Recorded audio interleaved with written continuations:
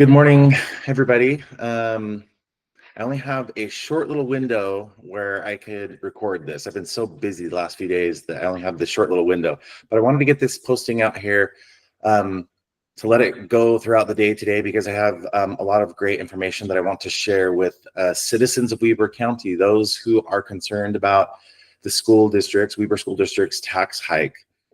Tonight, if you don't know, tonight there's going to be a truth and taxation hearing at the Weber School District Administration offices in South Ogden. Tonight at 7 o'clock. Actually, their board meeting starts at 6, but the actual truth and taxation hearing will start at 7 o'clock. So if you want to get there at 6, great. If you want to get there at 7, that's fine. But where they are proposing a 21% tax increase on the residents of Weber County. I wanted to share some information that I have, and then I'll kind of sum it all up in a graphic that I have for the end of this video. But obviously, I am against the tax increase. I think it's an exorbitant amount. I think it's a crime for these board members to increase taxes on us. And I'll make, I think, a compelling case on why they shouldn't. I do believe that there are alternatives to raising taxes right now. So I'm going to share a couple of websites here, and then we will show you what I'm talking about because there are some alternatives. The first thing I want to share, here it comes. First thing I want to share is from the Utah State Treasurer's website. So this is something called the Public Treasurer's Investment Fund. This particular fund is for municipalities and local governments, kind of like what it says here, for them to invest their short-term cash in short-term securities. You can see here they do corporate notes, commercial paper, and money market mutual funds. So again, these are all things that are typically very safe. They can get them just a little bit higher interest than just having it sit in a savings account. This particular fund manages over $35 billion in assets from different entities here in the state of Utah. So that's pretty much all you need to know about that particular fund. But as I was perusing Weber School District's 2024 financial statements, I found something that was quite interesting. Right here, you can see that, and hopefully, if I can zoom in here, so it's just a little bit clearer. Weber School District, as of last year, in the PTIF fund, they have $114 million invested in the PTIF fund.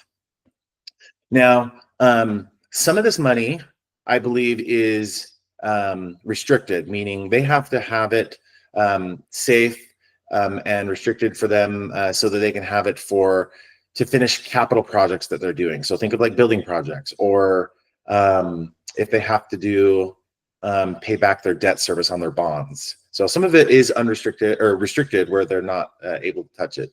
But there's a good chunk of it that they are able to touch. And that is the unrestricted portion.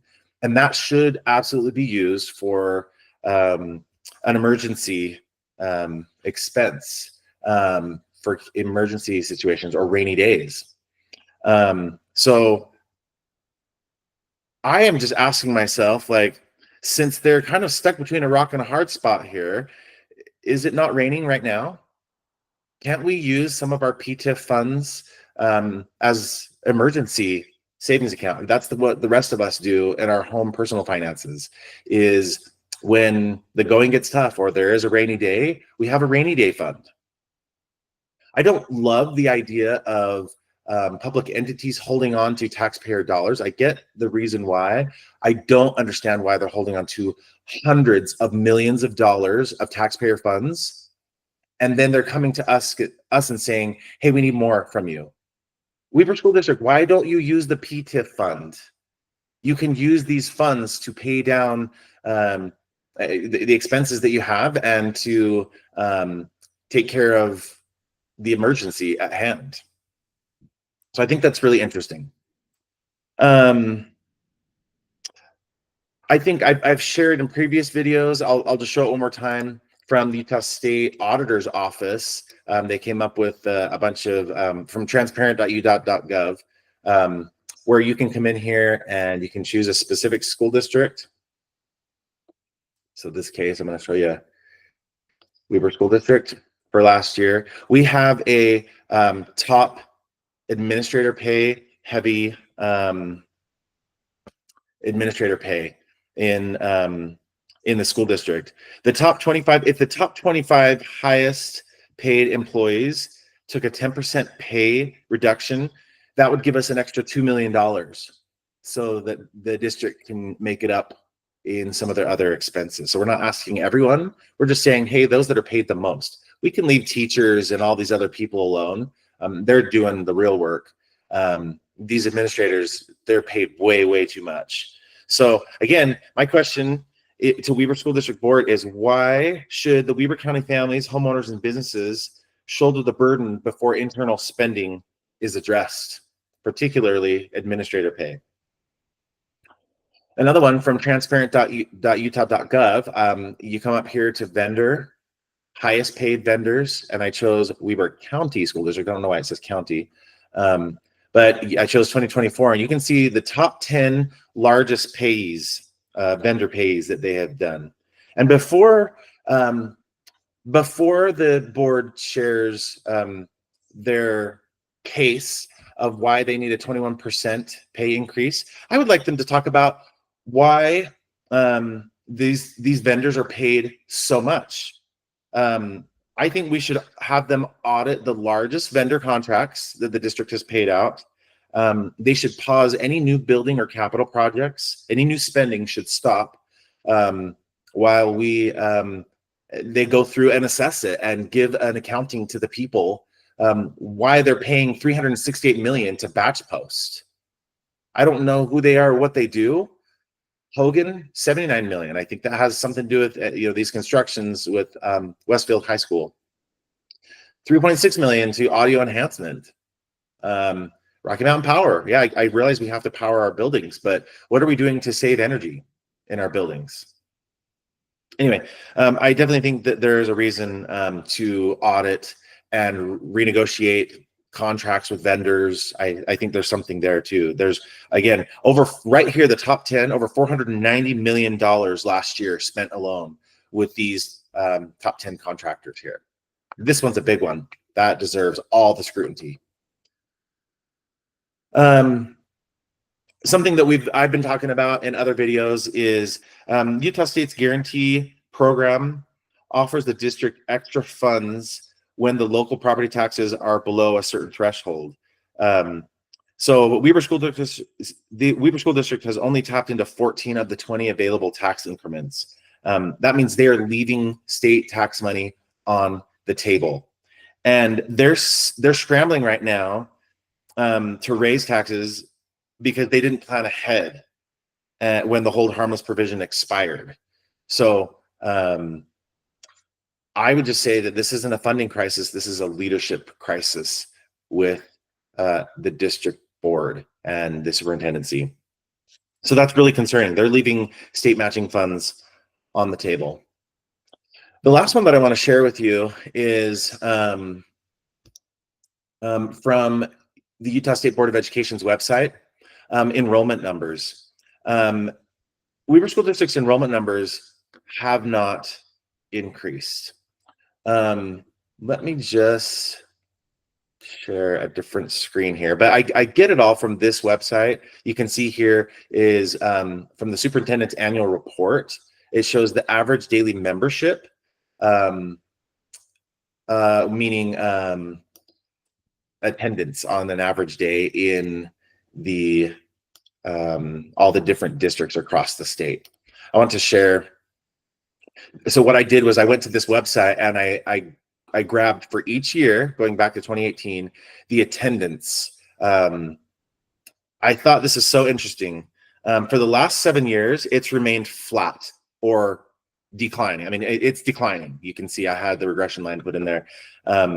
So it's been hovering around 31 31,800 to 32,400 students. So enrollment has dropped by nearly 800 students since 2022. That is roughly the size of an entire elementary school, maybe even 2 elementary schools. I'm not sure exactly how many kids go to an elementary school, but was my guesstimation. So with fewer students, why is the district asking for more money? Taxpayers deserve transparency in spending that reflects stable enrollment numbers. I don't get why they need more when our enrollment numbers are going down, especially the last 2 years. So we'll see what this next year's numbers are like for 2025. But I just thought that was an interesting data point as well. So what does all this mean?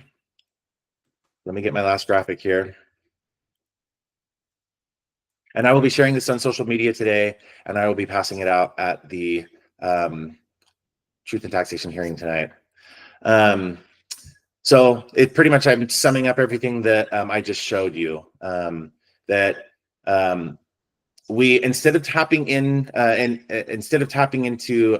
we should tap into the PTIF fund instead of asking for taxpayers for more money.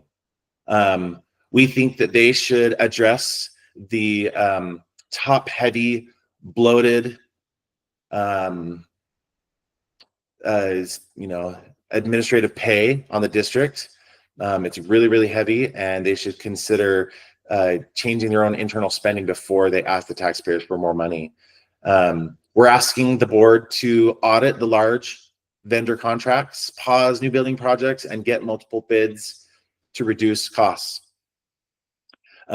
We are asking them to make sure that they are being a good steward of our taxpayer dollars. We don't want this tax increase. We don't. And I'm asking everybody to come to the Truth and Taxation hearing tonight. Let your voice be heard. Let's show up in numbers. Let's tell them that we don't want a tax increase. Please share this video. Please share this graphic. I'm going to put them in the group. You can see I've got 2 QR codes here. The first QR code is to join our Weber Citizens Involved in Education Facebook group, because that's where we're going to post relevant information about all things Weber School District, and particularly the taxes. And then if you want to connect with me as well, I'm putting my contact information here so that if any of you have questions or concerns that you want to raise, I'm always happy to help give information and share information.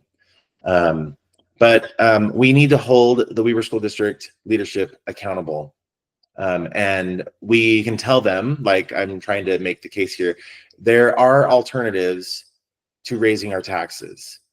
And we just need many concerned citizens to show up in numbers tonight. Obviously, I will always say, please be respectful. These people are serving our community, but I believe that they are misguided right now, and they should not be raising our taxes this much. This is, they can go back and trim their own, tighten their own belt, trim the fat off of the budget. I've showed many examples here of things that they can do, and I hope and pray that they will listen. So if you see me there, please say hi. Would love to say hi to you, and appreciate the time. See you then.